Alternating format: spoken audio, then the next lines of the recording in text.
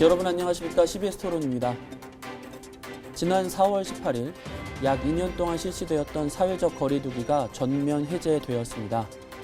코로나19 확산세에 따른 방역 지침은 우리의 일상과 사회뿐 아니라 신앙생활의 풍경도 크게 변화시켰는데요. 이제는 다시 익숙하면서도 새로운 뉴노멀의 일상으로 적응해야 하는 시기인 듯합니다. 오늘 토론에서는 팬데믹을 지나 엔데믹을 눈앞에 둔 지금 우리 교회는 어떤 미래를 준비해야 하는지에 대해서 이야기 나누겠습니다. 자, 오늘 두 분 패널을 모셨습니다. 먼저 성공회대학교 신학연구원 학술연구교수이신 정경일 박사님 나오셨습니다. 안녕하세요. 네. 성결대학교 파이데이 학부 교수 이민영 박사 나오셨습니다. 안녕하세요. 네, 반갑습니다. 네, 여기서 뵈니까 좋네요. 네. 네. 일단 우리 첫 번째로 약 2년 만에 사회적 거리두기가 이제 전면 해제되었는데 감회가 어떠신가요, 이 교수님? 일단은 길에 이제 사람들이 많아졌고 식당이나 이런 공공장소에 가서 사람들이 북적이는 모습을 보니까 네. 그전에는 그런 모습들이 아름답다라는 생각을 별로 해본 적이 없는데 사람들이 모여서 북적이는 게 이렇게 아름다울 수 있구나. 네. 또 거기서 또 에너지도 얻게 됐고 저는 이제 학교에서 이제 강의를 하다 보니까 학생들이 사실 학기 초만 해도 웅성웅성했어요. 왜냐하면 이게 대면으로 계속 이어질 것인지 비대면으로 갈 것인지 이런 것 때문에 의견도 많이 다르고 했었는데 다행히 거리두기가 이제 제한이 없어지면서 대면 수업을 계속 할 수 있게 되니까 맞아요. 학생들도 좋아지고 저도 이제 비대면 수업만 하다가 대면 수업을 하게 되니까 에너지도 많이 받게 되고 그런 모습을 네. 볼 수 있게 됐습니다. 정 박사님 어떠세요? 저는 그 사남매예요. 그래서 얼마 전에 이제 어버이날이어서 이제 온 가족이 처음으로 거의 2년 만에 완전체로 2년 만에 모인 게 참 감동적이었고 그 전에는 제가 방역 지침에 따라서 가족 모임도 하느라고 저희 아버지는 맞아요. 설도 4번, 추석도 4번, 그러셨어요? 예, 어버이날 이제 모임도 4번 이러셨는데 한꺼번에 이렇게 한 가족이 완전체로 모이니까 이 가족, 친지, 뭐 친구 그리고 함께 일하는 동료들을 함께 볼 수 있다는 게 그게 참 고맙더라고요. 그리고 근데 동시에 한편으로는 좀 불안도 있어요. 제가 이제 좋아하는 식구 중에 하나가 바람은 작업만 이제 꽃잎은 오히려 지는구나. 그러니까 폭풍이 비바람이 이제 지나가는 숲에 고요한 가운데 꽃잎이 뚝뚝 떨어지는 이제 그런 느낌? 네. 평화로울 수도 있지만 또 한편 코로나 팬데믹의 바람이 지나간 자리에 어떤 이제 변화들이 일어날까를 생각하면 또 불안하기도 해요. 그러니까 팬데믹이 전 인류에게 미친 영향이 굉장히 깊을 텐데 그래서 우리의 뭐 정신과 뭐 신체 그리고 뭐 신앙과 생활, 뭐 교회와 사회에 미친 영향들이 어떤 그 결과로 좀 나타나게 될지 뭐 궁금하기도 하고 또 두렵기도 하고 해서 좀 불안도 좀 같이 있는 그런 때인 것 같습니다. 당장은 좋지만 네. 사회적 거리두기를 하면서 우리 교회에도 많은 영향을 주었다 이렇게 볼 수 있을 것 같고 특별히 이제 방역 지침에 따라서 비대면 온라인 예배 네. 그리고 모임을 이제 아무래도 하지 않는 것이 공공성의 조언이니까 친교라든가 교육이라든가 하여튼 교회의 일상적인 부분에 영향을 많이 줬었단 말이에요. 그동안 2년여간 한국교회가 방역 지침에 대해서 어떻게 평가를 내리실 수 있을까요? 잘했을까 못했을까 뭐 그런 부분도 있을 것 같은데요. 긍정적인 면도 있고 아쉬운 면도 있고 두 가지가 다 있는데요. 네네. 긍정적인 면을 먼저 얘기를 해보자면 대처가 굉장히 빨랐다. 그러니까 다른 종단이나 종파에 비해서 온라인 예배로 전환하는 것도 굉장히 빨랐고요. 그러니까 종교 생활에 있어서도 과감하게 줄일 부분을 줄였고 그래서 뭐 코로나 초기만 해도 이제 교회에서 집회하는 것들 때문에 뭐 목소리들이 있었지만 사실은 대부분의 교회는 방역 지침을 잘 준수를 하면서 전환을 빨리 시도를 했어요. 그래서 다른 종단이나 종파에 비해서 훨씬 그런 부분이 빨랐고 그만큼 유연하게 대처가 됐고요. 근데 코로나 기간이 2년으로 늘어나면서 이제 지침들이 계속해서 바뀌어 왔잖아요. 아무래도 대처가 빨랐기 때문에 그 지침의 변화에 따라서도 유연하게 대처가 가능한 것도 개신교의 장점이었다고 봐야겠죠. 아쉬운 부분은 같은 이유인데요. 대처가 너무 빨랐다라는 거. 너무 빨랐다. 네. 그러니까 대처가 빨랐다라는 것이 물론 실용적인 부분에선 좋을 수는 있지만 과연 그 대처가 무엇인지에 대한 고민은 좀 적지 않았나. 뭐 오늘 이제 이후에도 계속 말씀을 드리겠지만 온라인 예배로의 전환이라던가 비대면 예배라던가 그리고 그런 전환 과정에서 기독교의 종교 생활을 과감하게 줄였다라는 부분이 고민 없이 일단은 실용적인 부분, 실리적인 부분을 먼저 따졌기 때문에 그런 부분이 과연 개신교인들의 신앙에 어떠한 영향을 미쳤을까? 조금 전에 정경일 박사님도 말씀하셨지만 이 변화가 나중에 어떤 결과를 가져올지에 대한 예측, 고민, 그런 연구 이런 부분은 좀 부족하지 않았나라는 생각을 하게 됩니다. 오늘 그런 부분에 대해서 조금 더 네, 말씀 이야기를 나누시면 좀 될 것 같습니다. 정 박사님은 어떻게 보시나요? 전체적으로 보면은 코로나 기간이 저희가 예상했던 것보다 훨씬 길었잖아요. 네. 그래서 뭐 횟수로는 이제 3년이 넘은 건데, 그래서 코로나 시기 전체를 돌아보게 되면은 그 시기마다의 좀 아쉬운 면 내지는 또 나름대로 이제 긍정적인 기여가 있었던 면이 함께 있었던 것 같아요. 근데 저는 아쉬운 면에 더 집중을 하고 싶은데, 그 아쉬운 면이 가장 이제 극명하게 드러났던 시기가 저희가 아직 그 코로나 상황에 익숙하지 못할 때, 그리고 도대체 이게 우리를 어디로 데려가는지 예측하지 못할 때 2020년이었던 것 같아요. 그래서 2020년에 한국교회 가장 어두운 면이 저는 다 드러나지 않았나라는 생각이 듭니다. 뭐 초기에 보면은 그 뭐 예배의 자유 내지는 이제 종교의 자유를 많이 강조했었는데, 물론 뭐 종교의 자유는 있죠. 하지만은 그 모든 인류 그리고 이제 모든 국민이 뭐 생명과 안전이 위험에 처해 있는 상황 속에서는 종교의 자유보다는 사랑의 의무가 더 중요한 게 아니었었나. 근데 뭐 그때 그 사회에서 교회를 바라보는 눈길은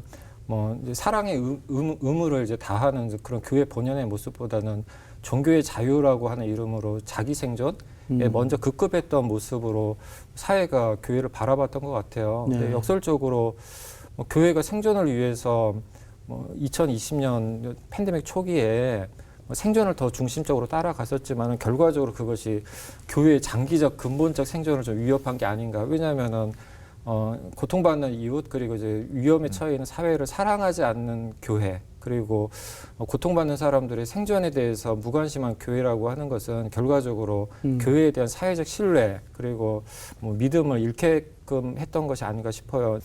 하지만 이제 2020년 지나고 2021년 한 해 동안은 그 이민영 박사님 말씀하셨던 것처럼 이제 방역 지침들 좀 잘 따랐던 것 같고 그렇죠. 교회들도 새로운 변화에 익숙해지면서 좀 이제 반성과 변화의 시간이 2021년에 좀 있었던 것 같습니다. 하지만 그 2020년에 교회가 스스로 보인 교회의 가장 어두우면 가장 이제 왜곡되면은 시민사회에서 굉장히 오랫동안 기억될 것 같아요. 그래서 사회적 신뢰를 회복하기 위해서는 많은 시간과 노력이 필요할 것 같습니다. 조금 주제를 이제 좀 넘어가서 한 2년여 지나고 나서 우리가 이제 되돌아보는 시간이 필요한 것 같아서 오늘 이제 자리를 마련했는데 코로나 이 상황에서 목회자의 역할, 역량이 되게 중요했다 이런 평가들이 좀 있는데 주로 어떤 부분에 목회자들이 포커스를 맞췄나 그렇게 물어본다면 어떻게 대답하실까요? 이번엔 사실 인식조사 결과에서도 이제 목회자 영향이나 목회자가 무엇에 집중하였나 이런 결과들이 있기는 했는데 그 결과들을 보면서 첫 번째 제 인상은 뭐였냐면 교회를 의외로 목회자가 다 이끌어 나가는구나. 생각보다 성도님들이나 이게 뭐 당회나 임원들이 할 수 있는 역할이 이런 위기 상황에선 굉장히 적구나라는 걸 첫 번째 제 인상으로 받았고요. 그럼에도 불구하고 목회자분들이 가장 많이 집중하셨던 건 아무래도 대처, 조금 전에 말씀드린 대로 어떻게 우리가 예배 생활을 이어나가야 되는가, 어떻게 교회를 유지할 수 있는가에 집중을 많이 하셨던 것 같아요. 그래서 뭐 온라인 시스템을 만든다든가 예배를 온라인 형식으로 바꾼다든가 하는 부분에서는 굉장히 좀 노력을 많이 하셨던 부분인 것 같고요. 그렇기 때문에 아무래도 좀 덜 신경을 쓰셨던 부분은 예배 외적인 것들에 대해서는 교회 내부적으로도 뭐 교제라든가 상담이라든가 돌봄 이런 것들은 많이 부족했던 것 같고. 이렇게 보시는데 어떻게 보시나요? 예, 뭐 저도 그 면에서는 동일하고요. 근데 교회 규모에 따른 차이가 좀 있었던 것 같아요. 그러니까 네. 이제 대형 교회 같은 경우는 단일 목회자가 교회를 전체적으로 돌보고 이끌어가는 것이 아니라 목회자들도 많고 또 이제 교회 직원들도 많고 어떤 이제 돌봄과 교제와 가르침과 뭐 예배 시스템이 잘 구축되어 있잖아요. 근데 이민영 박사님이 말씀하셨던 것은 소형 교회 내지는 좀 이제 중소형 교회들의 문제였던 것 같아요. 그러니까 그 전에는 평신도 그리고 평신도 리더들과 이제 목회자가 함께 교회 작은 교회들 다 이끌어 왔었는데 코로나 상황에서는 이제 그런 이제 모여서 함께 고민하면서 교회를 운영하고 돌보는 것이 어려워지다 보니까 목사님들 개인에게 이제 좀 과부하가 걸린 게 아닌가 싶어요. 인식조사에 보면 그 이제 예배와 어떤 이제 돌봄, 그러니까 온라인 예배 시스템 구축, 뭐 SNS 활용, 뭐 이런 기능적인 역할에서 목회자의 역할에 대한 이제 교인들의 이제 가시적인 인식이 제일 많더라고요. 그 지금 인식조사 얘기를 두 분 언급하셨는데 모르시는 분들 위해서 그 기사연에서 주요 사회 현안에 대한 개신교인 인식조사 중에서 포스트 코로나19의 한국교회 예배와 영성 요걸 가지고 설문조사를 하신 내용이라는 거 말씀드리겠습니다. 예. 그래서 목사님들이 이제 그런 그 이제 기능적 교역자로서의 기능적 역할에 대해서는 굉장히 많이 잘 하셨고 헌신하셨던 것 같아요. 근데 이민영 박사님 말씀하셨던 것처럼 이제 그런 기능적 역할 이외에 이 재난 상황 속에서 뭐 신앙의 본질을 묻고 교회의 의미와 어떤 존재 이유에 대해서 성찰하게끔 하고 그걸 또 행동으로 만들어내는 면으로 이제 시간과 에너지를 쏟을 수 없었던 면이 작은 교회 이제 목회자들의 한계였던 것 같습니다. 근데 하지만 그 이제 교회가 워낙 다양하고 또 이제 목회자도 다양하고 목회 방식도 다양하기 때문에 아직은 잘 모르겠어요. 그러니까 저희가 그 인식조사, 설문조사를 개신교인 1000명을 대상으로 했었지만은 거기에 포착되지 않는 다른 다양한 교회들이 많을 거거든요. 그래서 지금 코로나 이제 19가 이제 완전 종식되기는 저는 좀 어렵다고 보는데 그래도 지금 좀 약화되고 있고 다시 뭔가 숨을 약간은 돌릴 수 있는 시점에 도달했기 때문에 저는 이제 각 교회 이제 크고 작은 교회 목사님들이 재난 시대의 교회 생활에 대해서 자신의 목회 생활에 대해서 좀 기록도 좀 하시고 공유도 하시고 나누시면서 그러니까 우리가 한국 개신교가 어떤 재난 생활을 했는지를 함께 좀 공동체적으로 성찰할 기회가 지금 좀 필요하지 않을까 그런 생각이 좀 들었습니다. 예를 들면 어떤 게 있을까요? 그러니까 저희가 인식조사했던 내용에 따르면은 목회자의 어떤 역할이 많이 나타나는가에 대한 개신교인, 특히 이제 평신도들의 인식 조사거든요. 그러니까 이 개신교인 평신도들이 바라볼 때는 목사님이 뭔가 굉장히 분주하게 많이 하시는데 그 일이 대부분 예배 시스템 구축이라든지 방송 시스템 구축이라든지 그런 쪽이라는 거예요. 근데 반면 그 한 개인 신앙인 단독자로서 가지고 있는 근본적인 재난 속에서의 신앙의 의미라든지 삶의 의미라든지 이제 그런 면에 대한 그리고 이제 서로 교인들 간에 이 어둠 속에서 어떻게 서로를 돌볼 것인가 그리고 이 돌봄이 공동체 안에서만 자족적으로 이루어지는 것이 아니라 사회에서 공적인 돌봄을 어떻게 가야 될 것인가 그런 면에 대한 성찰과 어떤 변화의 추동까지는 많이 못 간 것 같다. 그것이 이제 개신교인 평신도들이 목회자 재난 시기 목회자들에 대한 인식의 주요한 내용인 것 같아요. 어떠세요? 저도 기본적으로는 동의를 하고요.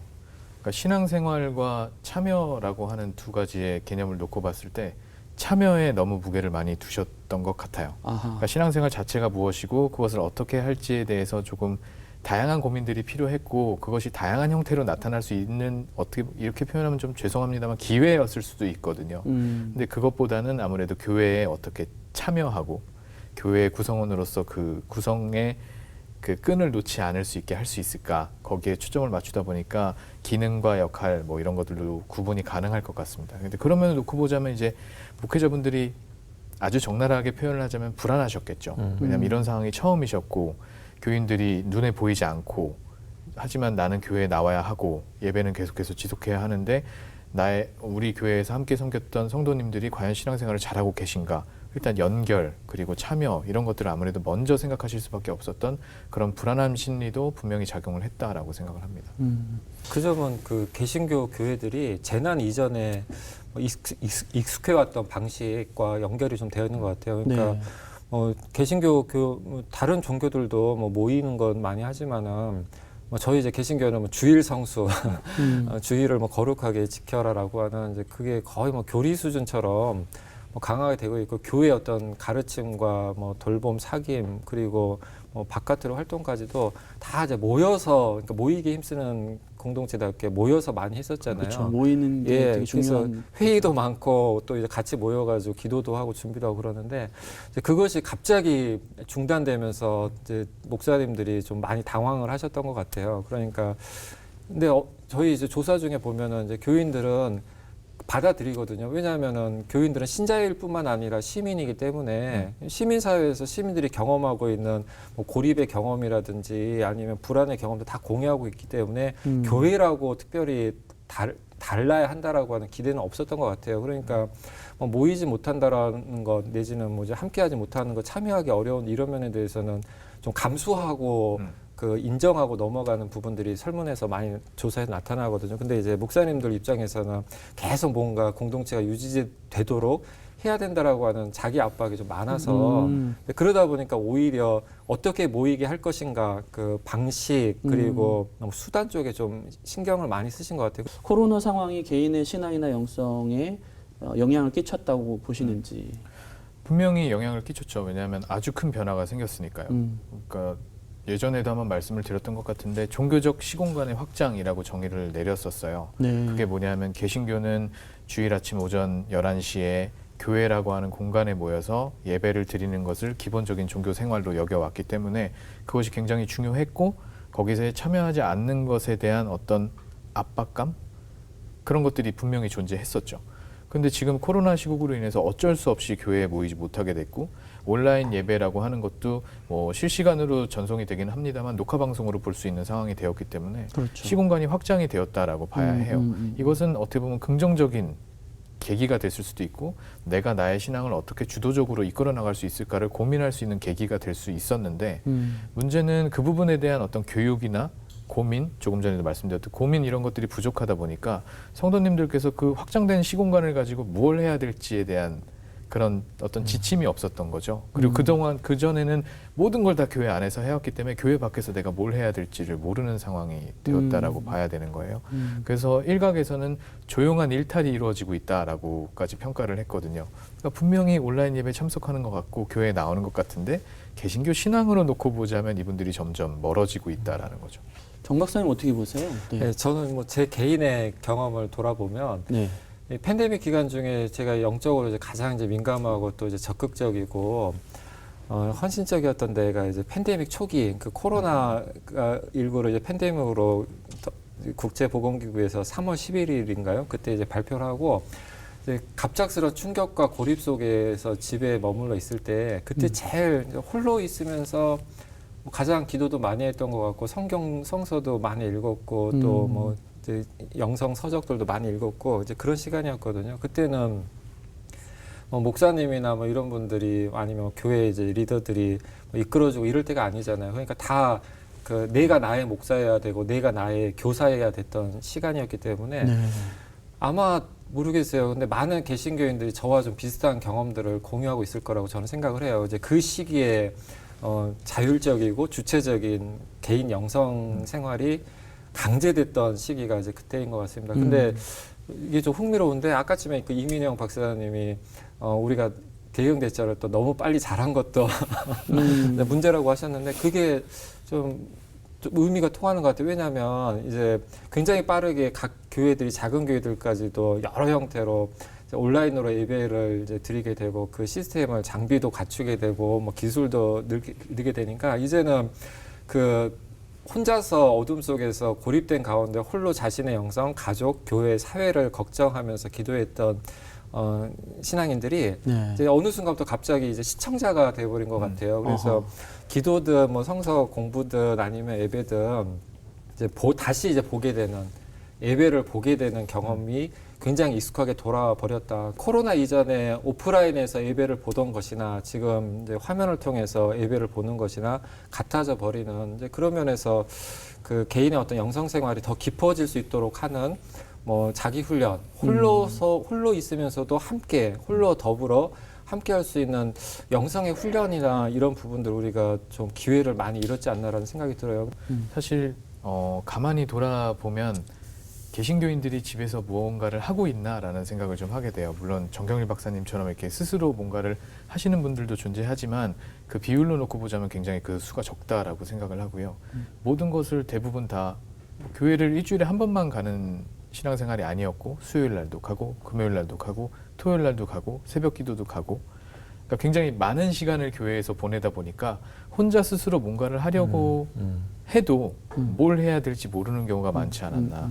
우리가 할 수 있었던 건 큐티 정도? 네, 그 정도 수준에서 머물러 있었지 않았나라는 생각을 좀 하게 됩니다. 네. 주제를 조금 이제 넓혀가지고 교회라는 것이 목회라는 것이 사실 예배만 있는 거 아니잖아요.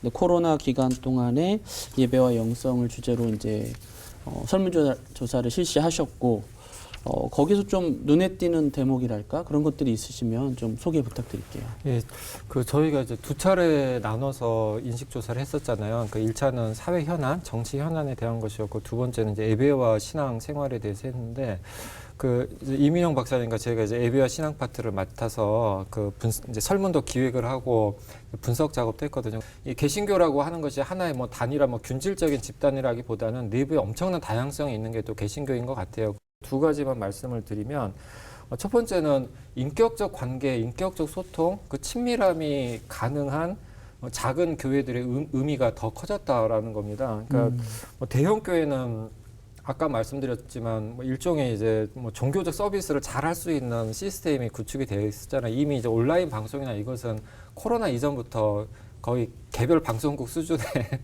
설비를 가지고 있었던 것 같고요.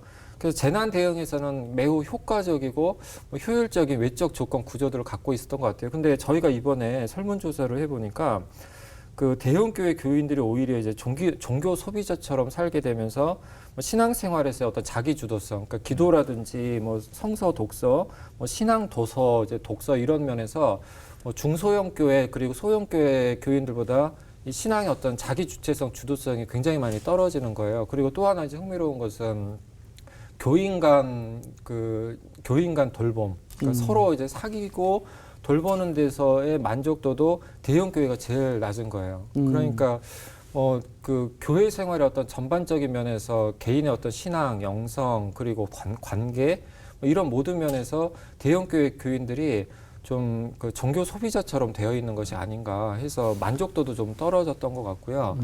그런 면에서 작은 교회들도 물론 이제 생존에 쫓기다 보니까 어려움들이 많았죠. 작은 교회들도 다 다른 것 같아요. 어떤 경험들이. 하지만 작은 교회가 보였던 이 재난 속에서의 어떤 공동체성, 작은 교회에서 경험이 되었던 것 같고, 이제 그런 작은 교회들의 인격적 관계성과 친밀성이 교회다움의 본질이 아닌가를 좀 전 교회 차원에서 좀 깨달아 변화시켜 가야 되지 않을까 그런 생각이 좀 들었습니다.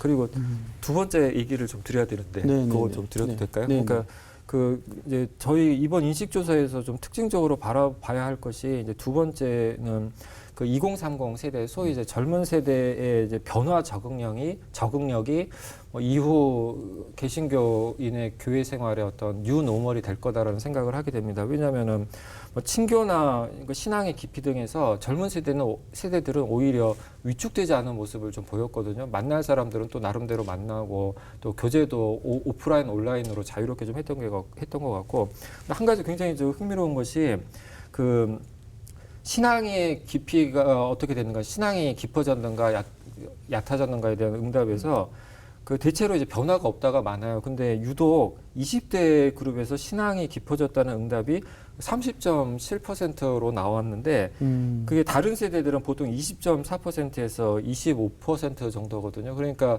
오히려 코로나 시기에 신앙이 깊어졌다라고 하는 응답이 20대에서 높이 나왔다는 것은 저희가 좀 주목해 볼 필요가 있는 것 같아요. 그것은 저희가 분석을 해 본다면은 어떤 대면이든 비대면이든 모일 수 있든 모이지 못하든 여러 형태의 신앙 방식에 대해서, 교회 생활 방식에 대해서, 관계 방식에 대해서 20대는 좀 더 융통성이 있는 것 같아요. 지금의 어떤 삶의 방식 자체가 그렇기 때문에. 그래서 이런 면에서 본다면은 20대, 30대가 가지고 있는 적응력, 탄력 있는 적응력에 대해서 좀 기대를 할 수 있을 것 같고, 또 하나는 사회적 공공성이라든지 사회적 책임에 대한 문제에서도 다른 세대보다 아주 큰 차이는 아니지만 20대에서 더 많은 관심을 보이고 있는 지표들이 나타났거든요. 그래서 저희가 이제 20대 청년 세대에 대해서 교회적으로 어떤 기대와 지원과 교육과 또 새로운 어떤 응원들을 해야 될지를 교회 차원에서 좀 깊이 고민을 해야 할 것 같습니다. 알겠습니다. 네, 이 박사님. 네, 저는 이제 2020년부터 시작해서 2022년까지 미디어가 어떻게 개신교 신앙에 영향을 미쳤는지를 추적 조사를 했어요. 그래서 2020년 4월부터 2020년 12월, 2021년 6월, 그리고 2022년 2월까지 특히나 온라인 예배라고 하는 미디어 형식이 어떻게 개신교 신앙을 발전시켰는가에 대한 추적 조사를 계속해서 해왔고, 그 연구 결과를 보게 되면 횟수로 3년 동안 진행이 되었는데 온라인 예배 불만족 또는 계속해서 53% 정도로 유지가 되었어요. 그걸 이제 뒤집어서 생각해 보자면 온라인 예배에 긍정적인 반응을 보이시는 분들은 47% 정도가 유지가 되었다고 봐야 되는데 온라인 예배가 교회에서 예배드리는 것보다 좋다라고 하시는 분들은 계속해서 줄었고요. 다만 별 차이가 없다라고 하는 분들이 많아졌을 뿐이에요. 어찌됐건 부정적이지 않은 분들도 유지가 됐고 부정적인 분들도 어느 정도 유지가 되었다라는 거죠. 근데 온라인 예배에 불만족을 가지고 계셨던 분들은 조금 이유가 확실해요. 일상의 공간에서 예배에 집중이 안 된다. 그래서 나는 온라인 예배가 싫다. 교회로 가고 싶다라고 말씀하신 비율이 80%가 넘어갔습니다. 근데 온라인 예배에 만족했다라고 말씀을 하신 분들은 신앙과는 조금 다른 이유들을 대셨어요. 예를 들어서 나는 안전하다. 그리고 시간이 절약된다. 그리고 기기를 조작하기가 편리하다. 그러니까 사실 우리가 일반적으로 신앙생활이라고 한다면 예를 들어 뭐 나의 신앙이 성숙이 되지 않는 것 같다. 뭐 예배에 집중하기 힘들다. 이런 이유가 아니라 조금 더 편의적이고 편리적인 이유를 들어서 이제 응답을 많이 하셨고 가장 온라인 예배에 참여율이 높은 거는 40대, 50대. 그러니까 아무래도 자녀가 있거나 주말을 이렇게 보내기를 원하시는 분들에서 온라인 예배 만족도가 훨씬 더 높은 것으로 나타났어요. 그러니까 이 두 가지 결과를 비교해 보면서 과연 이 온라인 예배라고 하는 것은 정말로 신앙을 성숙시키기 위한 아니면 교회에 모일 수 없는 상황에서 신앙생활을 지속하기 위한 수단이었는가 아니면은 말 그대로 예배에 참여시키기 위한 어떤 실용주의적인 방편이었는가라는 질문을 던질 수밖에 없었고요. 또 하나 재밌었던 결과, 가장 인상 깊었던 결과라고 해야 될 것 같은데 온라인 예배에 참여할 때 어떻게 참여를 하셨습니까? 라고 하는 질문에서 교회에 나갈 때랑 똑같이 했다는 40% 정도였어요. 나머지 60%는 뭐 옆 사람과 대화를 하면서 아니면 뭐 식사를 하면서 뭐 차를 마시면서 아니면 뭐 편안한 자세로 이렇게 이제 응답을 하셨거든요. 온라인 예배가 어떻게 보면은 이게 예배에 참여한다기보다는 예배 컨텐츠를 소비한다라는 느낌이 굉장히 강했던 것 같아요. 앞으로 코로나가 이제 종식이 되어가는 과정 가운데 있는데 약화라든가 이런 코로나 상황이 향후 개신교 우리 한국교회의 신앙이나 예배 생활에 대해서 시청자처럼 이렇게 바꿀 건지 아니면 좀 여기 대안이 필요하다고 보시는지 어떻게 보시나요?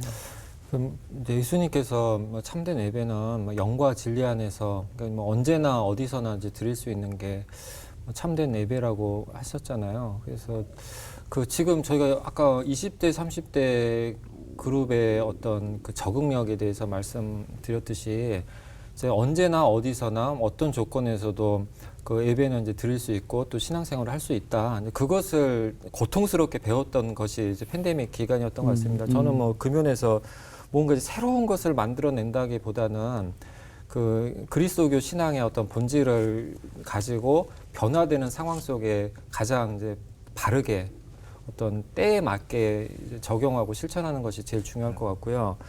그 이번에 저희가 그 개신교 인식 조사를 하면서 개신교인이 가장 공감하는 이제 설교 주제에 대해서 좀 조사를 했었어요. 근데 그걸 보게 되면 압도적으로 1위가 뭐냐면 신앙의 본질이거든요. 그러니까 이 팬데믹은 이제 모든 인류에게 마찬가지겠지만 개신교인에게도 거대한 빅퀘스천, 거대한 이제 물음이었던 것 같아요. 신앙이란 무엇인가, 예배란 무엇인가, 교회란 무엇인가, 하나님 나라는 이제 무엇인가. 이제 그런 이제 물음 앞에 저희가 이제 피하지 않고 계속 정직하게 서 나간다면 코로나 이전, 뭐 코로나 이후 그리고 새로운 코로나가 다가온다 할지라도 교회의 교회다움을 찾아갈 수 있지 않겠는가라는 생각이 듭니다. 신앙의 내용 본질을 집중해야 된다 말씀하셨고요. 네. 사실 이전과 새로운 것, 그러니까 이전으로 돌아가자 아니면 새로운 것을 만들자라는 이 두 구분이 약간 불편한 부분이 있는데요. 일단은 이전으로 돌아가자라고 하시는 분들은 코로나 2년 동안의 경험을 너무 부정하시는 경향이 강한 것 같아요. 이건 의미가 없었고 임시방편이었고 그러니까 완전히 옛날로 돌아가야 된다. 반면에 또 새로운 것을 이야기하시는 분들은 이전의 모든 것들은 잘못됐다라고 너무나 쉽게 또 부정을 하시는 거죠. 근데 사실 이 중간에 있다라고 보고요. 지금 정경일 박사님께서 말씀하신 것에서 저도 똑같이 동의하는 바가 신앙이란 무엇인가를 먼저 생각해 봐야 된다라는 거죠. 그러니까 조금 전에 제가 말씀드렸던 결과들을 통해서 제 나름의 평가를 해보면 그동안 우리가 이야기를 했던 기독교인은 교인이 아니었나. 그러니까 내 교회의 교인 아니면 우리 교회의 교인을 이야기를 한 것이지 기독교 신앙을 가지고 있는 사람들에 대한 이야기는 아니지 않았나라는 생각을 좀 하게 되어서 그 부분을 좀 가장 먼저, 이건 이전 것도 아니고 새로운 것도 아니죠. 원류적인 거라고, 원래적인 거라고 보는데 가장 근본적인 질문부터 다시 이제 시작해야 된다고 봐요. 이제는 어느 게 옳다, 어느 게 옳지 않다라는 형식적인 문제가 아니라 기독교인으로서 어떻게 신앙생활하고 어떻게 살 것인가, 이 부분에 대해서 치열하게 고민을 해야 될 때라고 봅니다. 맞습니다. 오늘 하루 이 시간에 다 얘기할 수는 없을 것 같아요. 네. 지금도 사실 하시고 싶은 말씀 많을 텐데 시간이 많이 돼서요. 혹시 마지막으로 이 말은 꼭 했으면 좋겠다 하시는 게 있다면 교회에 당부하는 말씀이라도 부탁드리겠습니다. 우리가 이제 가장 많이 잃었던 것, 그리고 가장 많이 이제 실패했던 것에 저는 답이 있는 것 같아요. 코로나 기간 동안에 한국 교회가 제일 많이 잃었던 것이 사회적 신뢰, 사회로부터의 사랑이죠. 근데 그건 아까도 말씀드렸지만은 그 사회적 신뢰와 사랑을 잃게 되었던 것은 우리가 이웃을 정말 사랑하지 못했다라는 데서 오는 것 같아요. 그래서 사랑을 회복하려면 가장 좋은 방법은 사랑하는 것이니까 이웃을 사랑하고, 그러니까 우리의 어떤 설교가 사회적 설교가 되어야 되고, 우리의 기도가 사회적 기도가 되어야 되고, 그러니까 모든 것이 사회적 공공적 차원대로 회복할 때 이 교회가 이제 세상의 빛과 소금의 역할을 다시 감당할 수 있지 않겠는가라는 생각을 하게 됩니다. 그래서 이 코로나의 어둠 속에서 우리가 배운 게 없지 않을 거라고 저는 봐요. 그러니까 우리 몸과 마음에 이제 남아 있는 것이 분명히 있을 것이고, 그것을 잘 이제 응시하면서 바라보면서 그 경험이 우리에게 가르쳐 주는 것을 좀 깨달아서 변화해 가는 노력이 시작되었으면 하는 마음입니다. 네, 고맙습니다. 말씀 마지막. 네, 전 아무래도 미디어 쪽을 많이 연구를 하다 보니까 이 기술에 대한 질문들이 계속해서 들어오고, 앞으로 기술을 어떻게 활용할지에 대한 이야기들을 계속해서 하게 돼요. 네. 근데 이제 발전을 생각하시는 분들은 벌써 메타버스 말씀들을 하고 계시고, 이제 아니다 하시는 분들은 온라인 예배 없애야 된다라고 말씀하시는데, 최근에 그것에 대한 어떤 글을 써달라고 해서 그 글의 마지막을 이렇게 맺었어요. 당장의 답은 없다. 답이 없으니 답을 찾을 때까지는 멈춰야 한다. 조금 느리게 가도 괜찮다. 종교는 늘 그래왔으니 말이다. 그래도 당장 무엇인가를 해야 한다면 적어도 새로운 기술을 도입함에 앞서 치열한 고민과 연구의 흔적은 남겨야 하지 않을까 한다. 하나님을 중개함에 있어 부족함은 있을지언정 부끄러움은 없어야 할 테니 말이다. 이런 식으로 글을 마무리를 했거든요. 그러니까 좀 많이 고민했으면 좋겠어요. 너무 쉽게 따라가지 않았으면 좋겠고, 정말 치열하게 고민하고, 어찌됐건 하나님께서 이 모든 역사를 주관하고 계신다면 코로나 상황도 분명히 의미가 있는 시간으로 우리에게 돌아올 텐데, 그 의미가 뭔지도 좀 많이 연구를 한 다음에 그 다음에 어떤 다음 단계를 생각해도 좋을 것 같다는 생각을 하게 됩니다. 네, 감사합니다. 오늘 토론은 대답보단 고민을 많이 던져준 그런 시간이었다고 생각이 듭니다. 네, 감사합니다. 코로나19 팬데믹은 교회에게도 시련과 도전의 시간이었습니다. 사회적 거리두기 기간 동안 사회의 지탄을 받기도 했었고요. 내부적으로 혼란을 겪기도 했었지만, 다가오는 엔데믹 시대엔 새로운 고민과 실천을 통해서 희망을 빚어가는 그런 한국교회가 됐으면 좋겠습니다.